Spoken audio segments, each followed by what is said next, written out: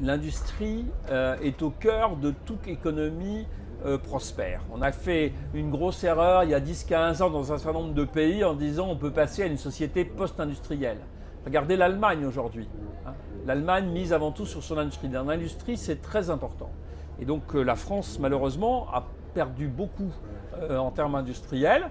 On sent une reprise. J'espère qu'elle va se confirmer. De ce point de vue, les actions qui ont été lancées, qui j'espère vont être concrétisées dans les mois qui viennent par le nouveau gouvernement, sont très importantes pour redonner confiance, pour redonner des marges de manœuvre et redonner de la compétitivité à l'industrie française. Quels sont nos atouts en France sur ce On a beaucoup d'atouts.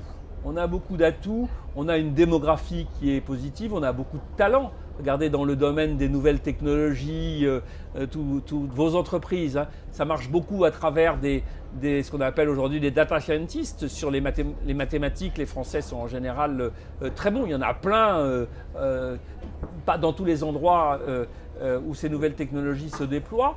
Hein. La France a une grande capacité d'épargne, c'est un pays magnifique.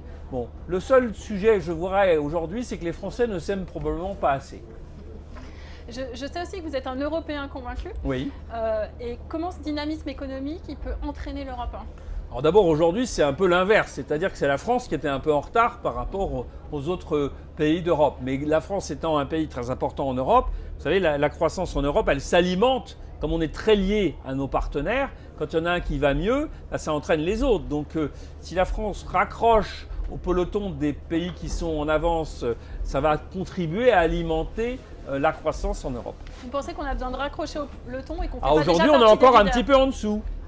Historiquement, la France avait un taux de croissance jusqu'à il y a 10 ans qui était supérieur à la moyenne européenne. Aujourd'hui, on est un peu en dessous. Donc on a vraiment décroché dans les dernières années.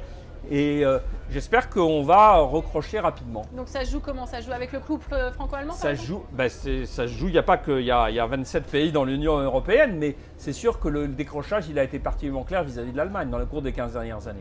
Vous étiez aussi clairement positionné contre le Brexit, notamment en vous exprimant sur LinkedIn.